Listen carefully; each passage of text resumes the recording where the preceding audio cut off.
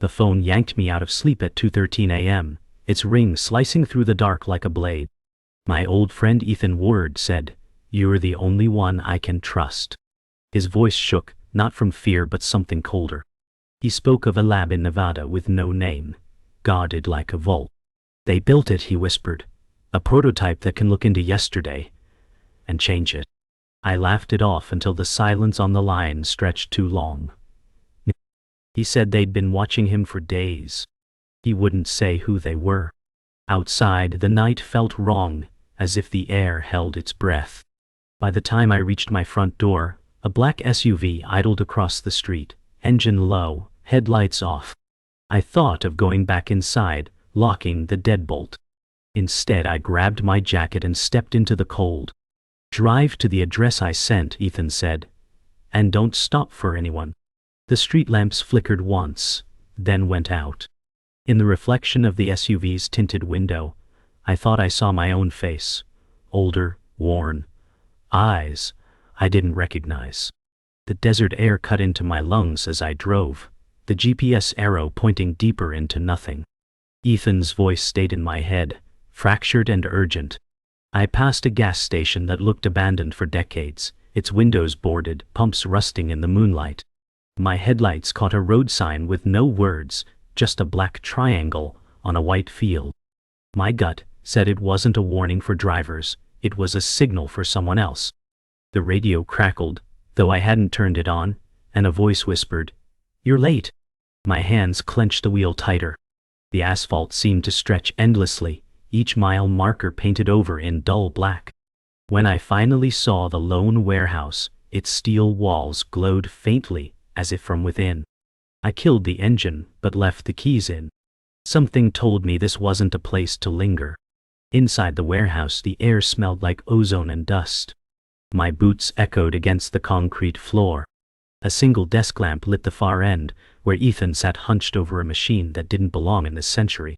Wires coiled like snakes around its base, and a thin beam of light cut the air above it, shimmering like heat off asphalt. Ethan didn't look up when he said, "They're close." His hands moved over the controls like he'd done it 1,000 times.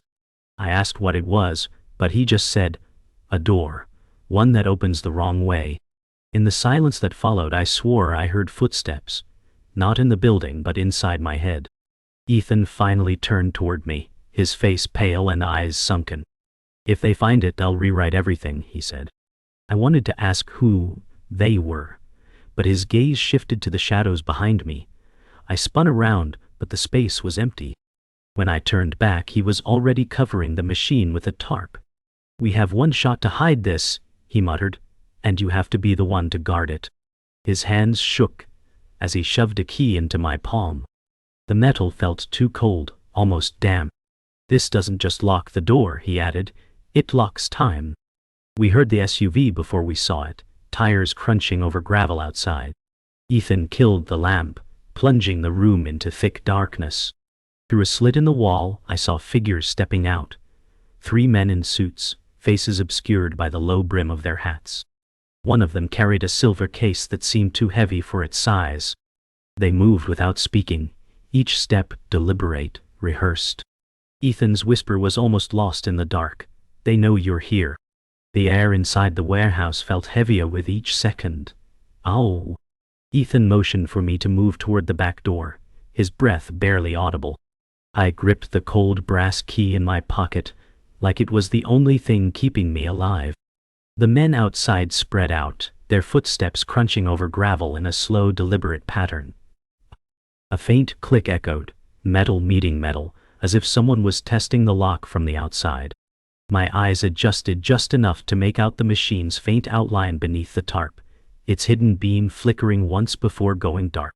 Ethan whispered, "If they breach, run. Don't look back."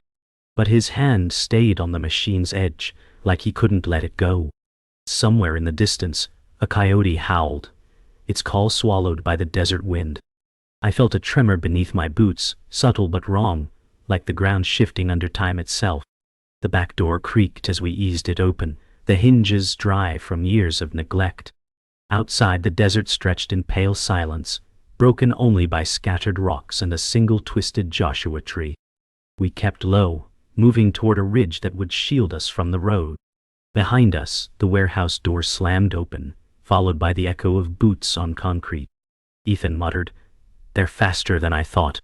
My heartbeat pounded in my ears as a beam of light swept across the sand, catching the edge of Ethan's jacket. We dropped flat, pressing our faces into the cold grit, hoping they hadn't seen us. The beam lingered on our position, then slid away, but not before I swore I saw a second shadow next to mine that didn't belong. We reached the ridge and slid down the far side, the loose gravel hissing under our weight. Ethan pulled out a small metal case from his coat, its surface dented and worn. "Backup power for the machine," he said, "in case we lose it." His tone made it clear, losing it meant more than just a broken prototype. The wind picked up, carrying with it a low hum, not from the earth, but from somewhere above. I scanned the sky and saw a faint ripple, like heat distortion, moving against the stars. Ethan didn't look up. "Don't stare at it," he warned. "That's how they find you." My stomach twisted at the thought of being seen by something I couldn't see back. We took shelter in an abandoned diner half a mile from the ridge. Its neon sign was long dead, letters cracked and rusting. Inside, the air was stale, thick with the scent of mildew and dust. Booths sat torn and sun-bleached, the counter lined with coffee mugs fossilized by time. Ethan spread the case open on the table, revealing a device no larger than a paperback, its surface covered in symbols I didn't recognize. "This was never meant to exist," he said. A flash of headlights lit the diner windows for a moment, then vanished into the night. My skin prickled, not because they'd passed, but because I knew they'd be back. Ethan's hands shook as he adjusted the device, a faint green glow leaking between his fingers. "If they capture this, the machine won't just show the past, it'll overwrite it," he said. My breath caught as I realized what that meant. Anything, anyone could be erased without memory they'd ever been. A distant rumble shook the diner, rattling the cups along the counter. The sound grew sharper, like gears grinding in the sky. Ethan's eyes met mine, and for the first time I saw real fear in them. "They've opened a window," he whispered, "and it's not from here." The rumble faded, leaving a silence that felt heavier than the sound. Ethan paced between the booths, running a hand through his hair until it stood on end. "They're aligning it," he muttered, as if talking to himself. I stared at the green glow in the device, pulsing like a heartbeat. Outside, the wind had stopped completely. Even the neon sign fragments didn't sway. I stepped to the diner's front door and looked out, only to see the road shimmering, bending like it was made of water. A figure appeared in the distortion, human in shape, but wrong in movement, each step jerking as if time disagreed with it. Ethan grabbed my shoulder, fingers digging in hard. "If it reaches us, you run," he said, his voice flat, stripped of hope. The figure in the road tilted its head, as if studying me through the distortion. Its outline blurred, reshaping in small, unsettling bursts. I blinked, and it was suddenly closer. My hands tightened on the doorframe, knuckles white. Ethan yanked me back, the door slamming shut between us and it. "Not human," he whispered. The walls began to hum, a low vibration that rattled the old glass in the diner windows. I could feel it in my teeth, like a frequency meant to drill into the brain. Ethan's eyes darted to the device. "If we switch it on now, we burn our last shot." The hum grew louder, and I realized the thing outside wasn't knocking. It was facing straight through the wall. The figure slipped inside without disturbing the air, its form flickering between solid and transparent. It had no eyes, yet I felt it looking directly at me. My instinct screamed to run, but my legs refused. Ethan stepped between us, holding the device like a weapon. The thing stilled, head twitching slightly as if listening to something I couldn't hear. "It's searching," Ethan said. "For the machine. For the key. Maybe for you." My stomach turned at the last part. The hum in the walls peaked, and suddenly the figure lunged. Not at Ethan, but toward me. I hit the floor hard, the air knocked from my lungs. The figure passed straight through the counter, leaving a frost-like residue where it touched. Ethan slammed the device onto the table and twisted a dial. Light flared, flooding the room in green-white. The figure shrieked without sound, its form convulsing, edges tearing apart like paper in a fire. The lights snapped off, leaving us in pitch black. My ears rang. Ethan groped for the device, muttering, "That was too close." Somewhere in the darkness, I heard a slow, deliberate tapping, like fingers on glass. The tapping grew louder until it echoed from every surface, bouncing inside my skull. Ethan lit a small flashlight, its weak beam cutting through the dark. The figure was gone, but the frost marks led to the back door. "It's not finished," Ethan said, his voice breaking for the first time. I gripped the key tighter, the metal biting into my palm. He looked at me with a weight I didn't want to understand. "If they can't take the machine, they'll take you instead." My mind caught on one word, they. Ethan didn't mean just the men outside. We left the diner under the cover of silence, keeping to the shadows along the back alley. The frost trail faded into the dirt, but my nerves didn't. Ethan led the way, the small green device now tucked under his arm. "We can't go back to the warehouse," he said. I asked where we could go. His answer was a tight-lipped, "Somewhere I swore I'd never return." Ahead, the alley opened to a rusted, chain-link fence. Beyond it, an abandoned rail yard sprawled in the moonlight, steel tracks gleaming faintly. I felt the cold metal key in my pocket, heavier than it should have been. Somewhere in the dark I heard the faint metallic grind of something moving, too slow to be a train, too deliberate to be the wind. We slipped through a gap in the fence, the jagged wire snagging my jacket. The rail yard smelled of rust and rain that hadn't fallen in months. Freight cars sat in crooked lines, graffiti peeling from their sides. Ethan stopped near a derelict maintenance shed, its door hanging open. "It's under here," he said. I frowned, unsure what it was this time. He knelt and began clearing debris from a steel hatch set into the ground. The air shifted, sharp, electric, making the hairs on my arms stand up. Somewhere behind us, a crunch of gravel. I turned, flashlight sweeping over rows of freight cars, but saw nothing. The hatch groaned as Ethan pried it open, revealing a narrow stairway descending into darkness. "This is where I built the first model," he said quietly, "before I destroyed it." My pulse quickened. The idea that this was a rebuilt version hit me harder than I expected. A stale draft rose from below, carrying the faint smell of oil and burned wiring. Ethan went first, his footsteps echoing down the steps. I followed, the beam of my flashlight trembling against the concrete walls. Halfway down, the hum returned, not from the device, but from somewhere deeper underground. At the bottom, the room opened into what looked like a makeshift lab. Tables were cluttered with dismantled electronics, scattered blueprints, and jars of components I couldn't name.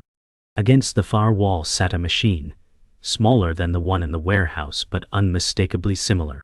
Its surface shimmered faintly, like water disturbed by a breeze.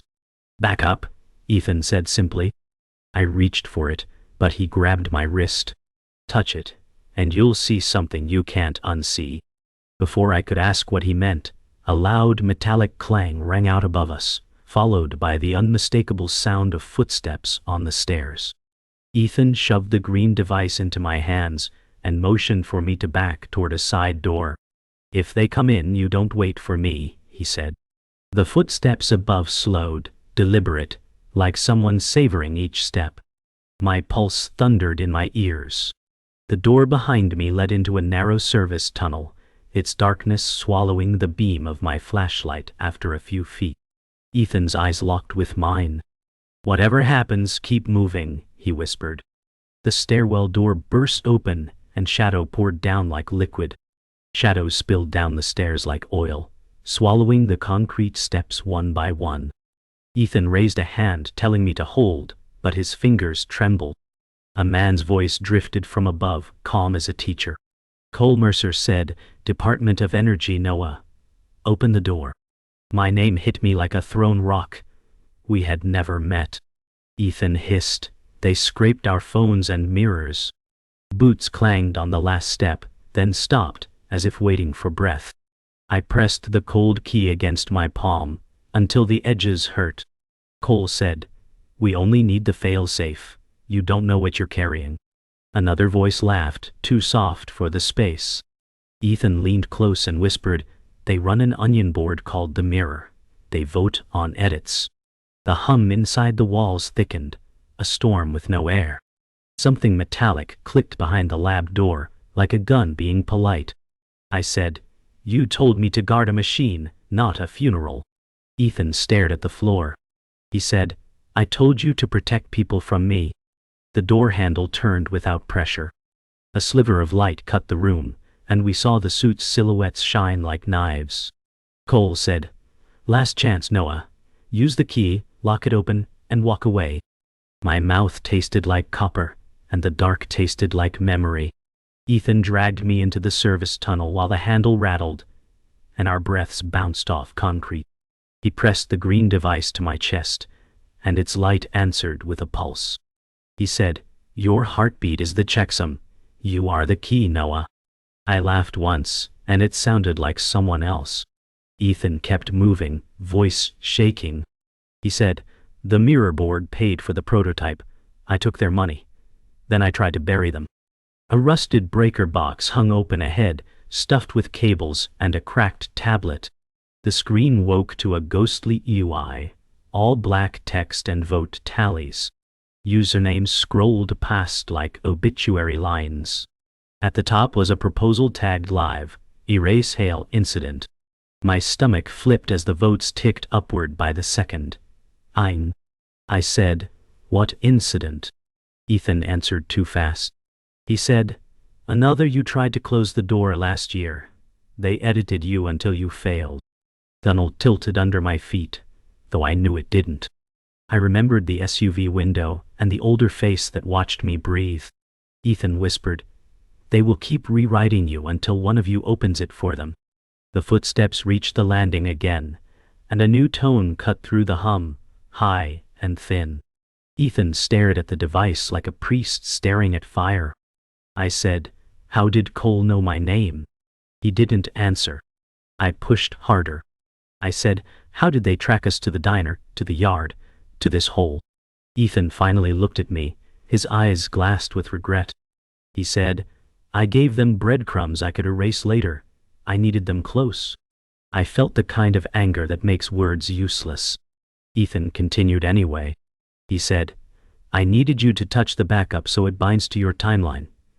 Once it binds, I can lock them out for good." Something in his voice bent on the word good. From the stairwell, Cole called, "Tick, tick, Professor."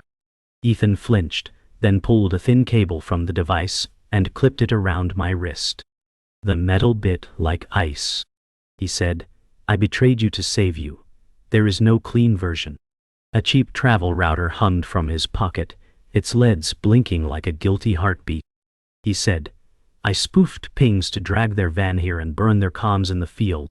Anger cooled into something denser, a grief poured into a mold. The door blew inward with a flat crack, and dust rolled through the lab like surf. Cole entered first, gun low, 2 agents fanned behind him with visors that drank the light. Their silver case clicked open to reveal a compact coil, its copper loops blackened with use. Cole said, "EMP, leash. Step away from the device." Ethan planted himself between us and the coil, shoulders squared but shaking. He said, "You light that, you fry your own window." The hum rose until the floor ticked under my boots. A cold draft slid across my neck, and frost bloomed on the lab wall in branching veins. The figure returned, strobing like a bad memory, drawn by the binding point on my wrist. Cole swore under his breath and pivoted, weapon not sure what to hate first. Ethan grabbed my hand and pressed the brass key into the slot on the backup. The machine answered with a tone that felt like a thought arriving late. Light welled up, not from bulbs, but from the air itself. Ethan shouted, "Now, Noah, choose lock." The coil began to sing, a metallic whine that made my teeth ache. The figure split for a heartbeat into 3 overlapping poses, then snapped back, hungrier. I felt something tug behind my sternum, like a thread getting pulled from the inside out. When the key seated, the room slipped sideways, not physically but in the part of the brain that tracks order. Images blinked across the air like film frames, each one a life I recognized, and didn't. In one, I walked out of the diner alone. In another, Ethan bled on the rail tracks while I held the coil. A ticker scrolled above them all, plain and cruel. Mirror, edit log. User Old Crow proposed close window, fail. User Hourglass amended erase hail incident, passed. Ethan stared at the words like a man reading his own verdict. He said, "Old Crow was me, before I knew what they were." The figure hovered inches from my face, edges feathering like torn paper in wind. It opened its mouth, and my voice came out, older, scraped raw. My other self said, "Lock it shut, and we vanish. Lock it open, and the board wins." Cole lifted the coil, eyes wide now, faith gone. Ethan whispered, "There's a third option." He looked wrecked. He said, "Bind it to you and jam the board. You'll carry the window. It will hunt you, not us." I understood the part he didn't say. It would hunt me forever, and history would breathe again. The edit log stuttered like a dying marquee, and the older me watched without blinking. Ethan said, "Bind it, Noah." Cole said, "Stand down," but his voice cracked on the last word. The figure hovered, hungry for the thread in my chest. I felt the brass key warming, as if remembering where it belonged. Ethan clipped a second lead to my wrist and flinched, like he'd touched winter. Cole raised the coil and said, "Final warning." I said, "I'm tired of being rewritten." The older me smiled a dry parental smile. He said, "You will be rewritten anyway."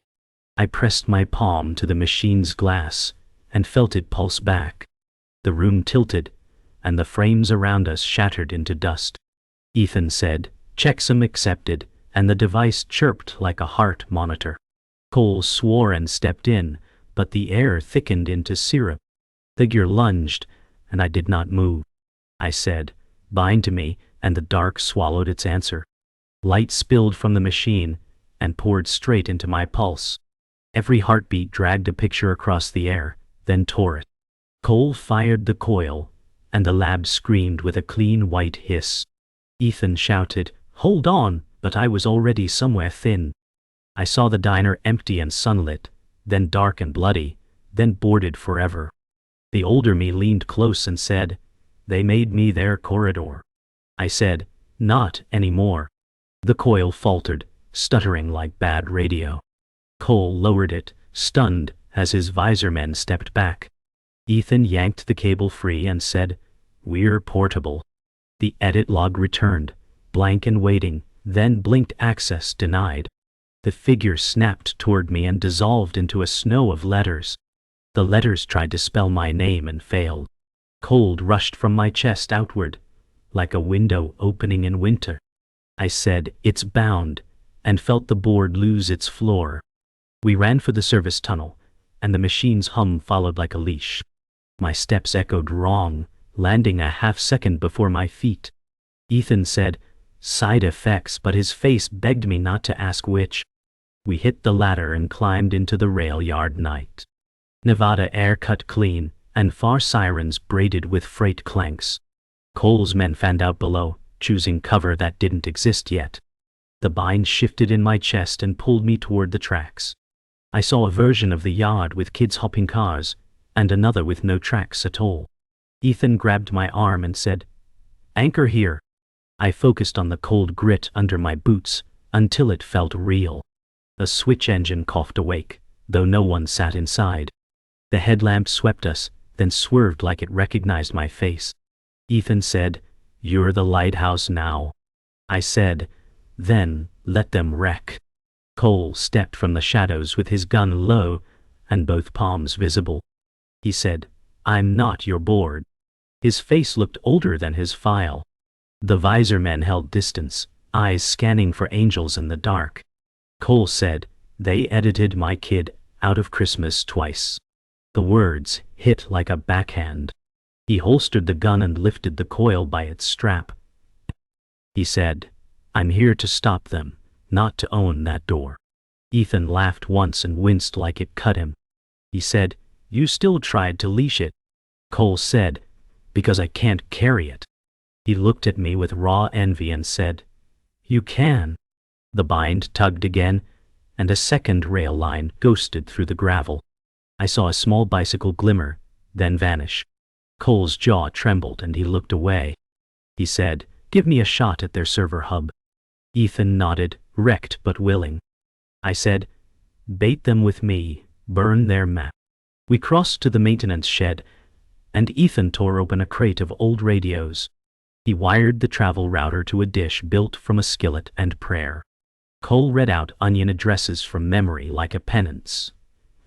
The bind vibrated and pointed east, as if the board breathed from that direction. Ethan said, "When I hit send, their mirror floods with our location." Cole said, "Thou swarm." I said, "That's the point." The switch engine rolled itself into motion, idling beside us like a dog that had learned a trick. Ethan looked at me too long. He said, "If they take one of us, it should be me." I said, "It's already me." He smiled, small and tired, and palmed the brass key into my hand again. He said, "Final redundancy." Cole counted down from 3, and Ethan hit send. The night seemed to inhale, and the yard lights flared to daylight. Footsteps answered from every track at once, and the air rippled toward us like a tide. The yard lights flared white, and the ripples walked the tracks like heat with teeth. Ethan said, "They bit the hook," while his skillet dish sang. Cole paced the ballast and counted fans spinning on towers that weren't built here. Boots poured from the dark and overlapped, one set on top of another, history stacking like bad code. I felt the bind drag toward the switch engine and knew it wanted a corridor. Cole said, "We ride the ghost rails, we burn their route." Ethan jammed a cable into the router and winced. He said, "Once I open the port, the mirror floods the scene." The air shivered, and a dozen men flickered left, then right, then left again. I climbed the switcher and put my hand on the cold steel, like it was a living thing. The older me stood on the catwalk, patient as a debt. He said, "Keep the window on you, and make them follow." I said, "Then we decide who gets out." The engine coughed, found breath, and the night tilted toward us like a wave. We rolled the switcher to the edge of the yard where fencing gave up, and the desert began. The ripples followed in a broken ribbon, choosing me the way a magnet chooses filings. Cole ran beside the steps and said, "Substation ahead, cage intact." Ethan shouted through engine noise that his dish had their hub triangulated to a valley town with no lights. Cole said, "They run their votes on diesel generators like a church picnic."